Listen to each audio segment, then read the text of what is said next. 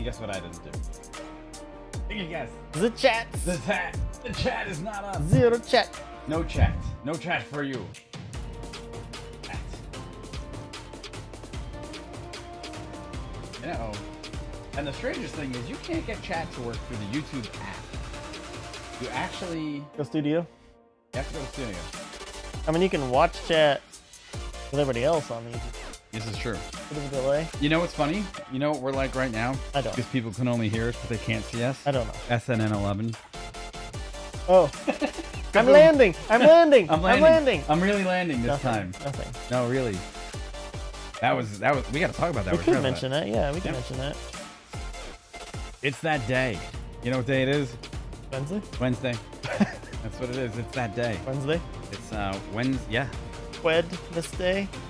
That's always a weird thing. All right, I'm gonna go with 10 seconds. What do you feel about that? Your feelings don't matter. I feel fine about that. You're feeling. I feel indifferent. You know what? You know what's weird? 5 seconds, by the way. We're wearing taco shorts, and it's not Tuesday. Fine. 4, 3, 2, 1, and howdy! It is March 31st, Hello. 2021. How is Roscoe everybody doing says today? hello. Mike and Corey here today. Not your average show. What's going on, people? How's everything? Why do you look so dark all of a sudden? I don't know. I see that. That's weird. That's weird. Corey looks dark. You're in a dark place. The camera? I don't know. Oh, maybe. What'd you do? Is it this camera here in the corner? It's not usually on, right? Oh, what the? Why Yeah, is turn that that so off. bright? Oh, that could be the reason why. Hold on. It is We have this- okay, so we have to be upfront about the fact that we had some power issues before, Yeah, and it power may. was- There you go. Yeah, see, the camera's gonna figure it out now. Yeah, camera's gonna figure it out now. We Yeah. had some power issues before, and love the shirt. Yo, we got the shirt. I'm doing tacos and tequila. Tacos. Wait, hold on. I'm doing the palindrome shirt. Here you go. There you go. You guys can see Taco Cat. palindrome. If you guys know what a palindrome is, Yeah. Taco Cat. Taco Cat. There you go. Taco Cat is Taco Cat spelled backwards. Oh, that's what. Okay, got it. Yep. Understood. Mm-hmm. Awesome. So Hey, you we can't get got- away from it. We got so much. By the way, thanks EBY for the comment. We got so much to talk to you guys about today that is near and dear to our hearts. But the first thing I guess we do have to discuss, we kind of hinted at it at first, was SN11 for SpaceX. Oh, geez, yeah. Yesterday in the early morning fog in, well, what can only be described as a massive. What do you want to call it? It's a question mark for sure. It I is. mean, as we're talking about, if you guys don't know what we're talking about, Yeah. the newest version of In the Boca. Starship test ship, the SN11, Mm-hmm. in Boca Chica, Texas for SpaceX. They tested that yesterday morning. Mike and I watched it over the internet. well, And attempted. the thing that first caught my eye, I mean, Debris. just to say was, it was very foggy at surface level there, and basically you couldn't see the launch at all until it got above the fog layer, and you couldn't see when it blew up. You couldn't see any of that. Honestly, any of that. We just saw some debris flying and hitting the ground, even though visibility was quite poor at the surface again. Yep. So honestly, the part that you saw on the stream, which you can see, is it climbing, because there's cameras on the outside. That looks normal, nominal, as they'd say. The belly flop down and glide as it would be down was looked nominal as well, and then that's it. And then literally, like we said, that you couldn't see anything. We just determined that what was it? when the engines were gonna fire and do the flip. No, what do they call it? Not the flip. The belly maneuver. Re-entry maneuver. No, where the Layback. they stand it up, whatever it's called, Whatever it they is. say when they stand up. They stand it back up again. Oh, you get erect. Whenever they do that. The engines fired, and then literally the stream cut out quite soon after that. So wait, but what we see, now found which out, stream? Musk said later that number 2 engine had some issues on the way up.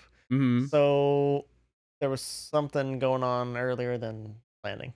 But see, I was flip-flopping between Everyday Astronaut, I think it was, and SpaceX's. Yeah, I had feed both because- up as well. Yeah, because SpaceX's feed dropped like 4 times when it actually got to apogee at like 10K. Fine there. It looked fine, and Yeah. then their feed went dark, and then you heard the call out for 2K, and I was like, all right, this thing's coming in like a missile, and I'm not going to see it. It was still flopped then. It was still in flop Yeah, mode, yeah. and then it turned around, and that's when I flipped over to Everyday Astronaut, and in between the time that I'd gotten there Yeah. and switched, it exploded. Yeah, I had both up, so I watched the whole thing, and what you figured out was SpaceX's stream was slightly ahead of Everyday Astronaut because Yes. they got so many feeds going.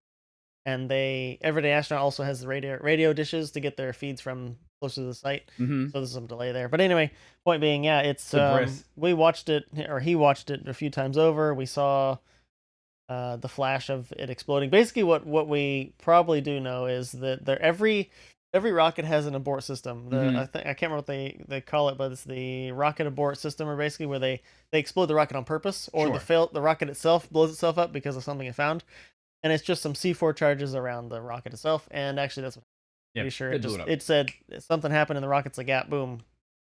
Kaboom. So the advantage there, right, is it doesn't blow up on the pad, blow up all the infrastructure down where it's supposed to land, any buildings nearby.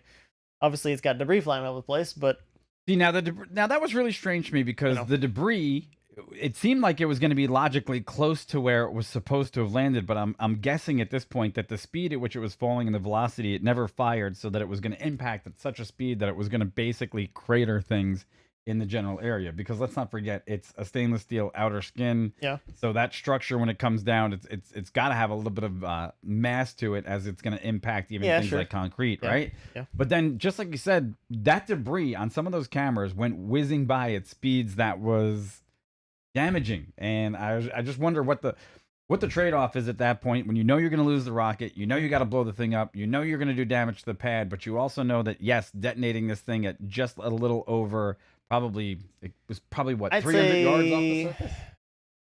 It's hard to say, because as Mike said, the last call we got that I think I recall from SpaceX on their feed was the 2K call. Yeah, 2K. But we did see the feed of the engines starting to fire and trying to flip upright, and that happens, I think, at like 500 feet or so. So it's pretty low. But that's right when it cut out. So I'm guessing, a helicopter pattern altitude, right? 600, 500 feet, something like that. It blew up, and its rate of descent, I know when it hits, when it's belly flopped, its rate of descent, I think, is like 75 meters per second or something like that, which is pretty slow as far as terminal velocity goes. Yeah, no, it's pretty slow. But then again, then since 4 blew it up, and now there's picked up, obviously energy velocity picked up from explosion, but I don't know. And really, what I was telling Mike right after it happened was, like, I get that the rocket and the launch technically doesn't need good weather at the surface. Never does. But this is a test, right? Wouldn't it benefit to be able to just see? I know you're going to get telemetry from the thing, but wouldn't it just steal my line. to see? You can't steal my line. Yeah, because I know he told me right after that. Okay. Telemetry is probably more valuable in terms of course, detecting what went wrong. I don't disagree with that. I get it. But look, it's still a test. Wouldn't it benefit, like, okay, hey, we just saw a piece hit the fuel farm. I'm going to go check that out. Because there's stuff like that you just don't know now. Okay, so here's my take on that, right? Okay, they want, whether or not it's a success at that point, and if it could have landed in the fog, and they could have mysteriously just shown rocket land in fog, and it would have been like, look, it only works. Of course, it would have been amazing. Not only because, look, it would have been proven, the concept would have been proven, and it would have been proven that it could do it no matter what the weather conditions, and that's a bonus to them. I get it. Of course. Okay, my guess is that they've given up on the visuals because they already know what they've gotten in all the other regimes of flight, and at that point, the visuals were unconcerning. They had a launch window. They wanted to make it. However, for the public spectacle on the other side of things, I think it would have been almost better for SpaceX to have, like, for people to have seen a rocket explode 600 feet off the surface. That might have been a little bit more interesting visually, but you're right. As far as damage and the debris field and other things to be explored, great. But if they detonated it themselves, they know where those charges went off. And I don't know. I guess the last thing I'll say about it was just that now that they've had some issues with the FAA, which you guys know about from our previous videos, unless I'm mistaken, I'm pretty sure an FAA inspector has to be on site for every launch now. Right.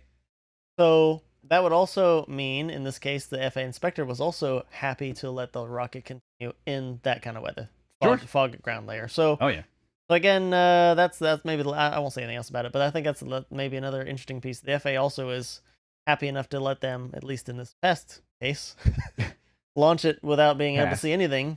That may change in the future because, again, we have to see. I haven't seen any pictures of the wreckage or damage to ground infrastructure now. No, nothing. Which would be interesting. Nothing. Which would be interesting, I think. But we'll see if the FAA and SpaceX, for that matter, is happy to do this kind of launch with this kind of weather, really, future, for whatever reason. We'll see. I'm interested to see. So we'll see. All right, let's move on. There you go. Yeah. Anyhow, next time they want to blow up a rocket, I want to see it. So, which one are we going with first? You're doing Blue Origin, aren't you? Oh, I am doing Blue and Orange. Okay, here we go. All right. So, in the name of space and everything else that goes, what goes up must come Space. down, right? We do have other news. Now, look, we are a little partial to what we're about to discuss because, in the reality of everything else, the Space Coast is our home, right? We live right by the place where rockets go into space, the real ones that actually make the journey. And there's about to be another manned launch come in April. Yep. Well, when Jeff Bezos announced just a few months ago, not even, I think it was a month ago, that he was stepping down at the head of Amazon, it was much speculated that the reason being is for him to, I guess, get into the business of looking after Blue Origin, which to date hasn't nailed down any contracts successfully and also lags behind SpaceX and what they've been doing in the space program itself. So it comes as no surprise, I guess, at this announcement that Blue Origin is now looking to expand their rocket manufacturing facility at Kennedy Space Center, which for us, and actually for the in general space community, is fantastic news because they've already put together a massive facility. They do, yeah. Just on the other side of the St. Johns River here on Cape Canaveral, which is fantastic.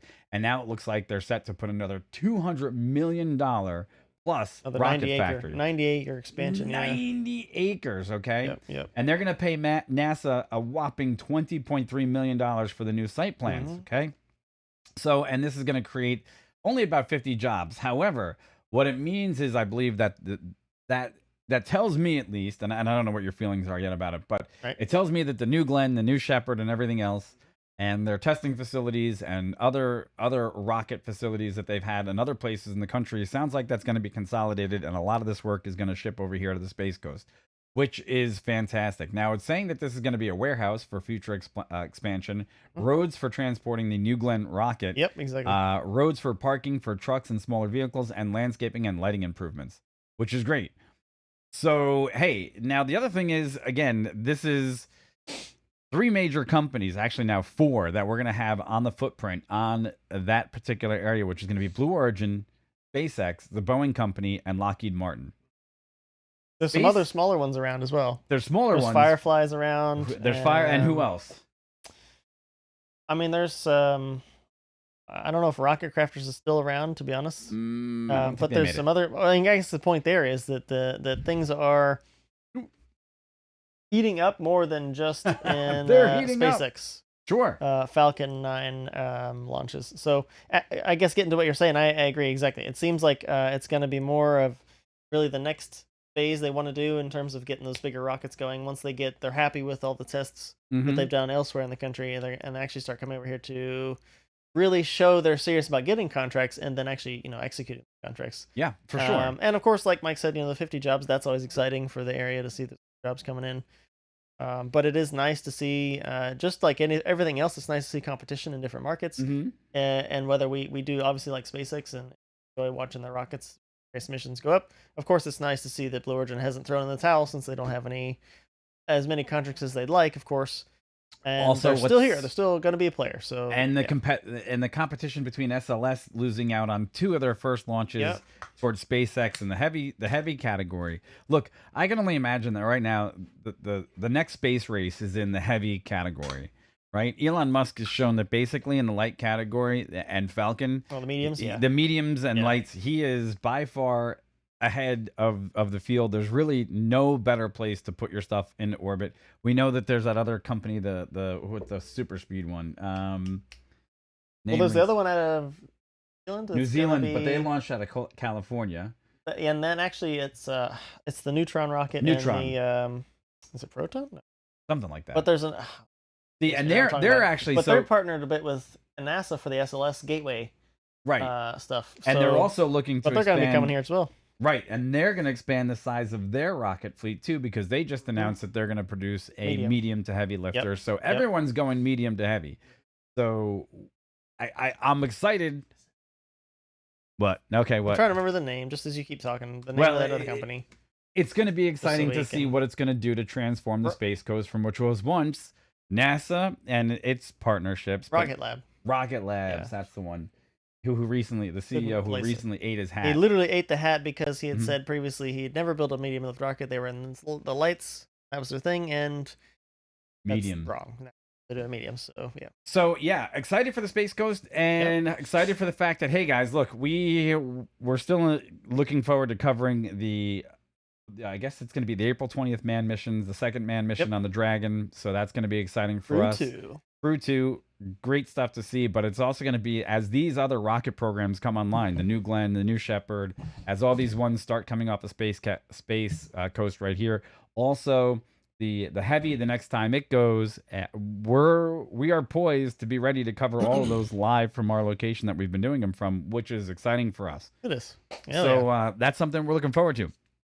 And remember, if you guys want to be a part of that in the future, like, subscribe, and follow, because that gives us the energy, the time, and the resources to go out there and cover more stuff for you in this exact same category. Yes, thanks for all the support. What's that? Yeah, thanks for the support, everybody. Yeah, it's been pretty much overwhelming at this point. So a lot of growth. And if you're just curious, I'll throw this out as a sidebar. Sure. We are working on some other stuff that is actually a little bit bigger and takes a little bit more scale to put together. So, and we're probably going to put out another short that's going to be a little bit more detailed towards what this actual, the live stream does. But be looking for that in the future if you're a subscriber. And if not, you want to share us with one of your friends and let them know what we do, please, by all means, do that. So with that said, Corey is going to, where are you going now? I am going supersonic. Oh boy, you are not you, not sitting there on the couch. You're not. Me and Roscoe, supersonic. He's supersonic to sleep. That's what he's doing. He's going to Dreamville real fast. There you go. Okay, cool. Moving on. So basically, the next one here is talking about the Aerion, a company called Aerion, and they're building a supersonic jet. It's not particularly like breaking. They've been at this a little bit, but I wanted to bring it up today just to kind of give some new developments and what they're doing. Got a pretty because they looks like they're actually going to be stuff. So anyway, basically it's a supersonic airline called Aerion. They make an AS2 jet, and they also have an AS3 in the works, or the AS2. They're in the works as well, really. But they're Florida based, and one of the main news I wanted to announce too is they're going to call it Aerion Park, where they're going to be doing a lot of this work and research and development stuff. Down in Melbourne, Florida, at the airport in Melbourne. It's on the east side, the east side and south of the runway there. They're going to take over a building there, and it's going to be called Aerion Park. And they also have received an order from NetJets, which I thought was quite noteworthy, for 20 of their $100 million supersonic jets. And that's 20 of their AS2 aircraft. AS2 is going to be a bit smaller in the seat number, but then also a bit slower as it would be in terms of what the performance is. Right. So the AS3, which is the next one, is supposed to be basically a Mach 4 plus commercial airliner with about 50 passenger capability and a 7,000 nautical mile range. So basically, right, to put this in perspective, once we get some supersonic aircraft going around the world again, in a commercial capacity. I mean, legit, one of the things that Aerion says is you can get to anywhere in the world from major airports, major airport to major airport, any of those within 3 hours. That's pretty cool. That's nice. Some things that are also noteworthy that may not be, that kind of put a bit of backing behind why we're talking about these guys is they have some contracts with other big companies, one of which is GE.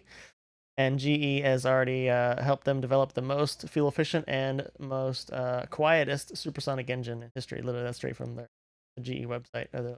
So, I mean, if we think back about how, the Concorde was quite cool and revolutionary, and it didn't work for various reasons, it's nice to see that along with some research from, again, NASA's been thinking about supersonic planes for the commercial application for a while now, and it's interesting to see that Aerion is really like, okay, we're going to make this happen. And so again, the AS2, which is the one that NetJets had bought, they're saying it'll be a top speed of about Mach 1.4. Fast. And they're also saying, I thought was pretty cool, and then I'll pass it over to you too. It says, where regulations allow supersonic flight without a boom, a supersonic boom, reaching the ground, the AS2 can operate when what they're calling boomless cruise, autopilot mode. That's interesting. We'll see but Mach 1 to Mach 1.2. And basically what they're saying is a well-known atmospheric phenomena called Mach cutoff, with sonic boom refracts off denser air below the aircraft, and essentially the boom doesn't reach the ground, which if you know much about supersonic travel for commercial ops, there's plenty of planes, whether it be military or whatever, that can go faster than Mach 1, but there's been less excitement of people on the ground to have booms happening all the time. Just imagine, right, if you walk out of your house to go anywhere and you see a plane flying over and you're like, okay, plane, You Kaboom. don't even notice anymore. What if every time one of those was flying over, regardless of maybe where you live, there was a boom every time? Right.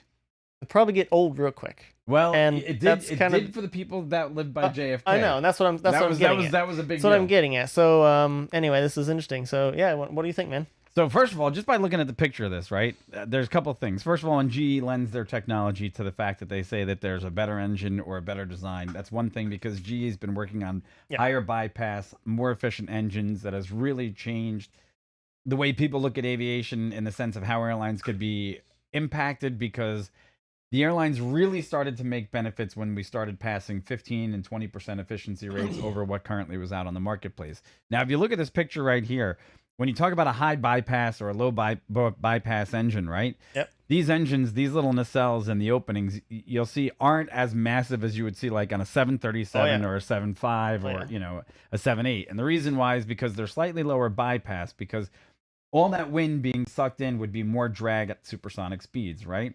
But also this boomless application kind of speaks to me as well because if you also look at the tapering of the back of the fuselage, which it does not look like that part of the fuselage is going to be occupied.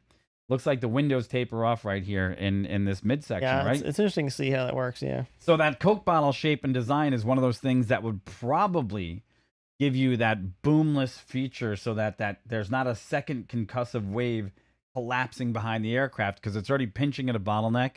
And possibly the way that that's developed, it looks promising, right? Mm-hmm. But the problem that they also have to come at, there's a good one. We're Tigra and we Bunny and we like the boom. Oh my gosh. There you go. Somebody got it when I was singing it.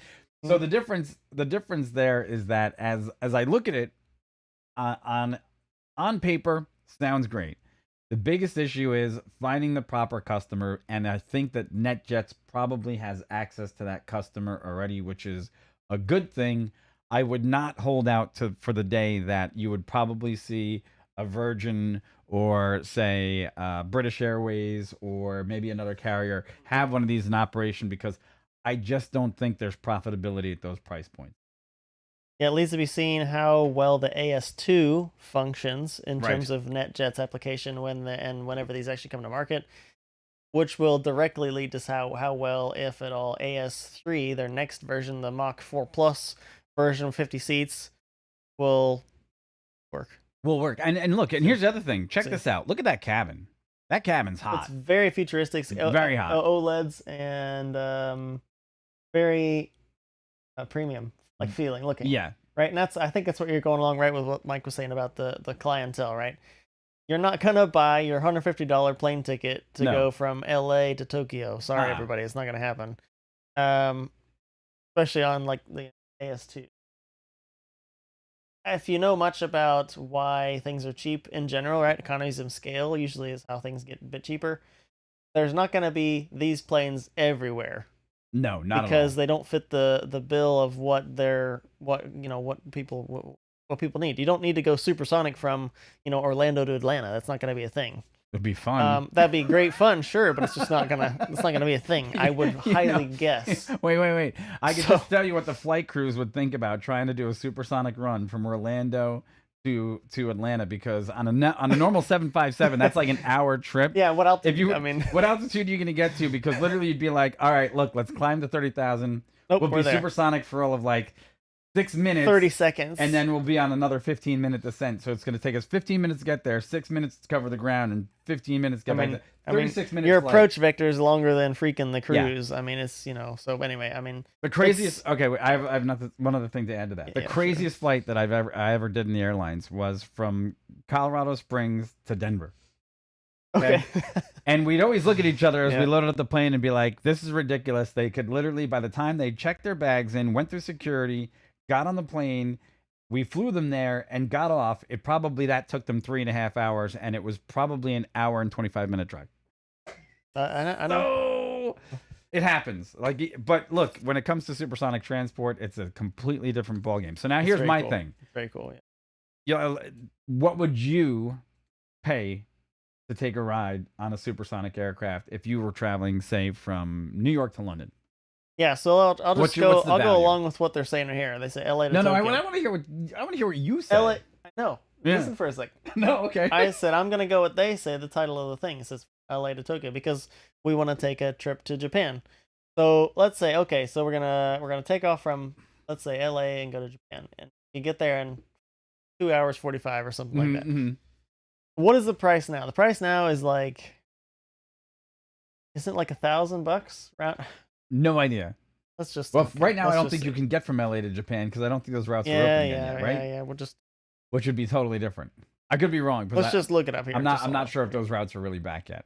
Okay, I just did a quick search. Google. I'm not even like paying attention a lot. It just says average round trip price $775. Okay. Okay, So that's cheap.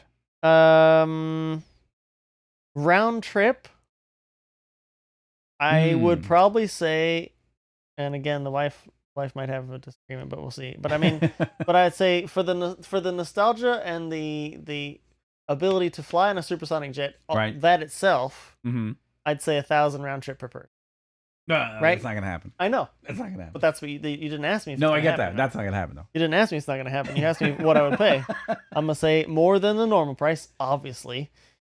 But then yeah, What I actually did was 1,000 to 1,200, something like that. see. I would imagine for me, any seat at this point is going to cost you $14,000 at that price to get one person across any ocean at those speeds. I'm gonna say base price 14,000 because if you're gonna put 18 what was this the seat number 18 12 to 18, right? The first one is My guess it's gonna be that much. first Yeah. one is or the AS2, you mean, right? You're talking about AS2. Yeah. I'm gonna imagine that because obviously. So here's the other thing that a lot of people don't understand. In the airlines, there's holding out, and there's also which is one part of the commercial process, which is basically you say anyone can come on and there's it's private jet, 8 to 12 Yeah. passengers. 8 Yeah, to 10 it's super exclusive, which we already Super said it's gonna exclusive, be right. super exclusive. The first one. It's good. There's a common carriage and a holding out, which means common carriage means anybody can come ride in your jets. Holding out means you only let very specific people that basically pay a very specific price, and it's not scheduled service. And for those seat prices, yeah, I can imagine it's going to be $15,000. So it could be interesting. There was another comment in there. What about the rides? What? How much the rides of the Heritage cost? She's talking. I think EBY is saying like, EBY, if you're talking about the flights at air shows where there's old jets flying with like a P-51 Yeah, or those are a expensive. B-17 or something, Yeah. they're pretty expensive. They're not $1,000, No. but they're not cheap either. Ooh, you know what their website says? Check this out. I'm It at says their right here at the website. bottom. It says backed by Boeing I know. and powered by G. So wait. Scroll down. It'll talk about the engine. Okay, no, that's the end. Oh well. The engine is in the article. This is from their website. I know. I'm at their website. Go up. Oh, which one's here? Yeah, well, there's No, that. click the area on the top. That's the Aerion Park Right. itself. Click that. Now scroll down. Oh, there we go. Look Yeah, at keep that. scrolling. Look at more stuff. All right. So It'll that's talk about their clean energy because eventually the jets are supposed to be all clean aviation fuel, Mhm. like renewable aviation. the one that we were talking. Yeah, you remember when we talked about making jet fuel out of Making CO2? jet fuel out of CO2. That's the They're one. in this as well. Which is pretty interesting. Gotcha. Okay. And yeah, so So, well, hey, it's going to be interesting to see if they can pull it off, right? Supersonic transport and anything that goes faster, higher, faster, cheaper is always where people want to be, but cheaper is always going to be the cost effectiveness that's going to, I've always thought is going to keep supersonic transport down, and that is still going to be an issue. Here's something interesting. Uh-oh. I'm at the website and I clicked on the AS3, go ahead and looked at the top right. Top right. There should be a Where we're here. Yeah, the 3 bars. You have an aviation tab on top. Yeah, you got it. Click that, go to the AS3. Ah, Go all the way to the bottom. the video. Oh. Coming late 2021. Okay. No way, dude. Yeah. Maybe the prototype. Maybe. Okay, Maybe so wind tunnel. here's what he's they got talking wind about. tunnels, This I is know. the silhouette. They got wind tunnels and stuff. It's got 4 engines. Yeah. Um. Twin tails. Looks like it's got twin tails. Mm-hmm. Looks cool. NASA has a joint research plane that I think NASA's working on one. Yeah, I think that there's been a look, quote unquote, at this thing in some shape or form in the past, but I'm not so certain I could find the Did you pictures see of it right that? now. There's the. That's the there's twin the tail, yeah. AS3. That's Mach 4. Man, you're in scramjet territory there. I mean, I don't know how fast you could throw enough fuel into an engine that's going at Mach 4 that it would have to atomize it and do other things in a very special way to get that to happen. But I'm wondering if they're going scramjet or what else they're thinking. Hybrid But engine, like if you guys something? know much about the J58s on Oh, the God. SR-71, how it was effectively like two engines, two different types of engines. Yep. It was One, basically a turbine in the beginning, and then that big spike. cone in the middle Yeah, the spike, shot forward, and then they the just arrow spike. Yeah. they just So threw basically, jet fuel past yeah, it. to basically slow down the shock waves, slow down the air, so the shock waves weren't going into the engine. Mm-hmm. Pretty Oh, so cool stuff. we'll have to go into turbines some other time, because the other thing is a lot of these high bypass engines, the reason why they have all the compressors, they have variable compressor geometry in there so that when you do get fluctuations in air pressure, temperature, and all that, and the aircraft fluctuates, you don't get compressor stuff, which is going to be one of the things that they're going to be up against with these things screaming at the speeds that they are. But hey, guess Yeah, what? Different components inside Yeah, skin and everything. I mean, the skin itself is going to be, it's going to it'll be be cool. pretty cool. But there you go. So Melbourne and is getting some work there, and Supersonics. Maybe it's NASA's not too far away from here. Nope. There's a Um, lot of things happening in this area. And this is just the NetJets ordered 20 of them for $120 million, which is great. Yeah. That's great for a their piece company. apparently. A piece. What? A piece. Yeah. Whoa. Really? That's what I'm thinking. Each AS2 has a price of $120 million. Fantastic for them. Yeah. Good for them. I wish I had something that I could sell for $120 million. Or 20 of them. Well, no, we could just. Oh, we still have to sell our picture, Corey. We're missing out. We have to 120 sell million. 100. We can make 20 versions. That's the thing. That's and- it. Done. Okay. We still have to do the that whole cryptocurrency It's sale what is thing. it? NFT. Yeah, N- NFT. NFTs, Non-fungible non-fungible. token. There you go. All right. And moving along. Hey, folks, if you like this conversation, you know what you can do? Bazinga. Like, share, and subscribe. Roscoe will thank you. Oh, Roscoe, thank you. Oh, look, he's so happy. We should have the Roscoe cam from now on. We should. That'd be great. Good. Hey, guess what else we got to talk about today? Lilium's back again. Oh, Lilium. You know, first of all right, let me just say this as a precursor before we actually start the conversation. Yeah. I don't know why it's named Lilium. I don't know if it's lithium, a play on something of that nature, okay? I don't know what Gonna find out. their whole thing is there, but it's still one of the oddest looking eVTOLs on the marketplace, and it's kind of curious to know that this is. I have a bone to pick with this whole thing, and I know we're going into more aviation stuff than normal today, but this is because these all kind of hit on very specific things that have been on our radar or in our wheelhouse for the past couple of weeks, right? Flying taxi startup Lilium is going to go public via another SPAC, and we saw Jobby Aviation take the same tone as opposed to going public. But the future is very bright for these air taxi eVTOL companies. However, my concern is if the future is so bright, why can't you get people off the street and in earnest to invest in them? And my guess would be is public education, right? It'd be really hard to educate people on something that they can't really see, that's not tangible, they don't see it flying yet, and the concept to them isn't whole. I get that part. Right. Yep. But to see them going through this, and now they're going to be under a NASDAQ symbol of LILM because of this SPAC, but they're going to have also, as a result of this, by going the same route of, say, Archer, Jobby, they're taking the same route.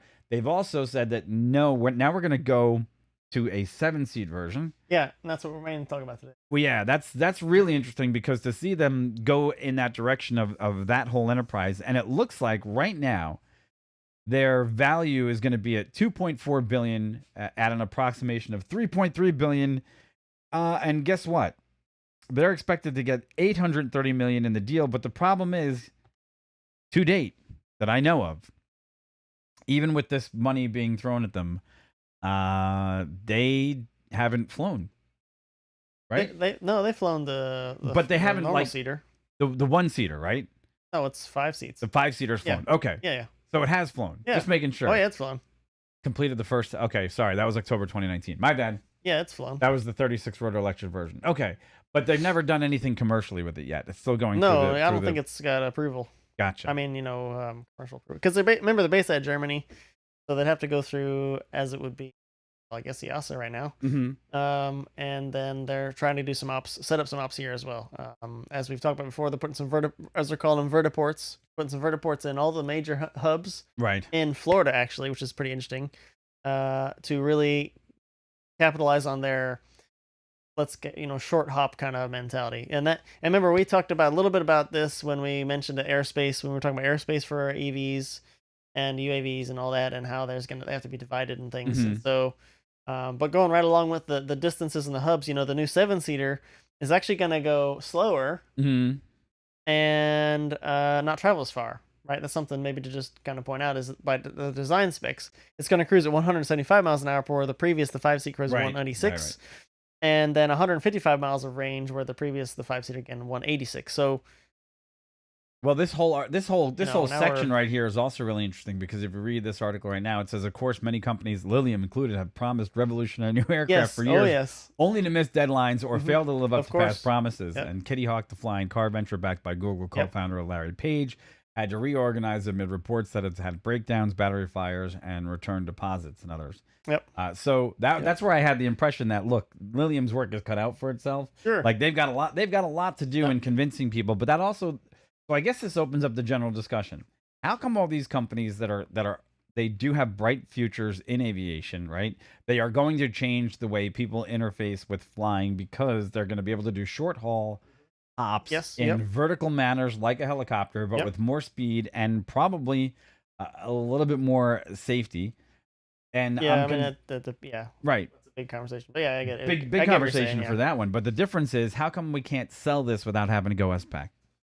That's a bigger question, I think. Whether that directly, or let's say whether that is solely related to the fact that the public may not be fully on board yet, which we talked about before. Again, remember the big hurdles to really all of these eVTOLs making it, or VTOLs, not even eVTOLs, but VTOLs making it or not as a replacement to helicopters is, again, obviously public perception, there's regulation, there's safety, there's a whole thing we've talked about before. But I think I'm going right along with you there, Mike, that public perception is tough, pretty big. Yeah. It's just say, hey, we relate back to Frank Robinson's R-22, a small 2-seater helicopter. If everybody on your block wanted to fly a Robinson R-22 all over the place, that may give you a bit of pause in terms of safety and a little bit noise and other things, right? People can barely drive cars some days. I get that's where I'm kind of going with it is you don't have to go too far to see on the streets. No. Where you could probably take one trip anywhere in your car more than 15 minutes and see some person who's probably not driving as they should be, and you might say some things out loud you didn't intend to say in your car, because you're like, what is happening? Why?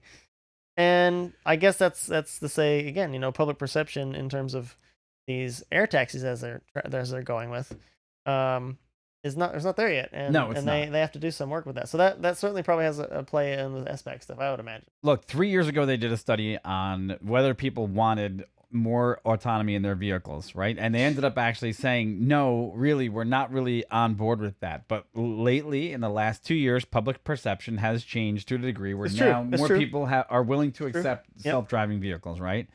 So look, the other thing is, you're going to have to take an American flying public at first, because it seems like this is some of the places they're aiming at doing this first, to not only be happy with the fact that you're going to be in a vertical flying design that is taxi thing. Largely, I'm going to say, quote unquote, unproven, because no one's put a commercial passenger on one yet for compensation or for hire. But number two, you're going to do it in some cases where people are thinking without a pilot. Yeah, well, remember, that's the idea with a lot of these companies, is to eventually get to autonomy. And they've said, almost all of them, I think, off the top of my head, I can see that a lot of them are saying they'll be piloted in the beginning, but there's some intent that eventually they'll be autonomous. Right. And there's positives and negatives to the fact that they would be autonomous, but that's a separate issue from the fact of whether the passengers who want to get on are comfortable or not with it being fully autonomous. Right. And I guess that's exactly what we're going with. And I know EBY is saying in chat, how did the car end upside down? I think she's talking about exactly what you're talking about. Yeah, how one day, actually this is 2 different days in our same general area. We were driving home, not us, but in 2 separate occasions we saw cars upside down in neighborhoods. Yeah. And you're like, how is that car upside down here? Where? When? How? Now. And they were both upside down and hadn't hit anything. That was, I don't know, maybe the more impressive part. Right. Not that the fact that there's a car upside down in the neighborhood, just on a street there, in the street somehow, but the fact that it didn't hit any trees or poles or people or houses, anything. It's just boom, upside down. How did you? How? Why? I But I know. guess, yeah, and the speed limit is 25 there. Exactly, that's what I mean. So, and we're not talking like, high center of gravity cars. We're talking Mhm. like a regular Camry. So here, I guess I also But want to point back one other thing. yeah. This also goes back into the conversation we had when pigs fly, the episode that we did on the challenges that are facing the air taxi market. Because one of the next discussions that you're going to have to obviously change public perception is at the very level of they're not going to invest in it right now at the level of capitalization and trying to get people across that finish line for getting these things out onto marketplace. What is going to be their appetite for buying seats on them when they understand that, hey, a lot of people don't like small aircraft, whether it be planes or helicopters. And Yeah. look, Yeah. these things are going to be slightly different in the fact that they will react to wind, they will react to everything else once in flight. They're going to have a significantly different ride than what people are anticipating, because when you fly below the clouds, and in Florida on any given day, that could be anywhere between Yeah. 5 and 14,000 feet. Florida, yeah. All right. You are in for, on a summer's day, a ride. Okay. I've been on a few multi-engine airplane that I've been flying, and even 6 and 7 passenger airplanes that I wasn't flying, and one time that I was, that underneath the clouds, 11,000 feet, you can still get jostled around pretty good. Yeah, it's gonna So be that's bumpy. going to be the other thing that they're going to have to deal with. So just along with Mike, just like Mike's saying there, if you guys can imagine in a bigger plane that weighs, it has more mass, Hmm.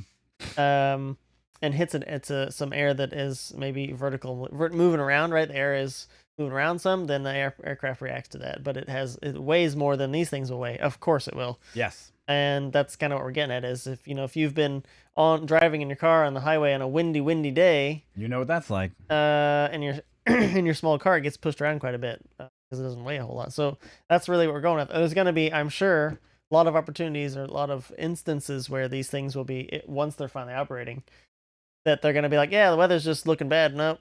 And you're going to be like, it looks fine, but thing. So We'll see. We'll see how it is. Yeah. So I don't know. All right, I guess here's so hey guys, remember, if you're watching at home, I know the other day we did more video game stuff and interesting stuff, right? This is something that we're always going to track on the channel because it's near and dear to our hearts. Maybe. Number one, number two, it's something that we would eventually like to fly. That would be both sweet. both of us are That'd be still great. very capable pilots. We will be back in the aircraft that we hopefully within the next 3 weeks. Yeah, We're possibly planning on soon, on actually, renting one real soon here to go back up and get flying. Actually, tomorrow will be my 1 year anniversary since I've actually flown a commercial airliner, which is going to be interesting thanks to COVID. So 3 cheers for that one. That's interesting. COVID, yeah. COVID. Yep. And then the other thing is, we also still want to explore the other stuff. But the other thing that we haven't discussed is, are we doing a show tomorrow? Because it's the holidays coming up, and we know people are going to be busy. I think it might not happen. Okay. We're still trying to get some things ready on our end. Okay. So You heard it here first. probably tomorrow's a no-go, I think, for us. No go for us. So then we will probably be back Monday if at all. So look here, we got a holiday break, and it's our first holiday break. There will be the other episodes coming out of this being cut up. I've just been delayed on other things that I've got. I got family in town, and that's fun. I can work But the on them too conversation, today. what's that? I can work on this one today too. Yeah. And I guess the only other thing is after that is maybe we'll get some Astroneer in not too distant future. That would be cool. Yeah, if you guys are not familiar, there's a game called Astroneer on Steam. It's actually still in development. There's it's supposed to go out anytime soon. Actually, it's this year's big patch. There's stuff coming in. It's a fun game, kind of chill. But anyway, yeah, Astroneer. So another cool game that we're playing lately. So maybe I'll stream that later. Who knows? All right, folks. Well, look, our time is up for the day. Hey, we appreciate you. Look, we know we're a little all over the place. We're in aviation. We're in cars. We're there for a reason, because this is stuff that's really, really cool. A couple other things we didn't talk about that we might in the not too distant future. The first Hummer, new Hummer EV sold for how much? 3.3, I think it was. Was it $3.3 million, or was it 2.5 with a 3.3 kicker? No, actually, that was one thing they said. It sold at an auction. If not familiar, there's a lot of those auctions around, and when they sell them at auction, there's a big price cap on how much it sold. But they said they removed that. Ooh. The price was the price.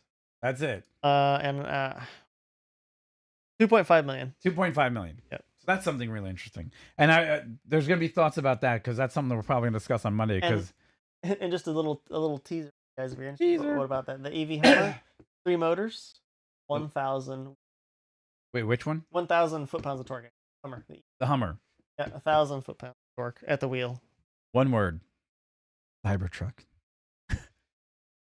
The new battleground for EVs is going to be It's, definitely in the category of light trucks. light trucks Well, and medium and heavy Heavy, trucks. actually, but not for main consumers. But I mean, not that we were talking about that, but I mean, the semis that Elon's still getting out there, the electric semis, they're selling some of those still too. Right. I don't have the article on me, but I know I just saw one where he had sold 20 more or something. Right.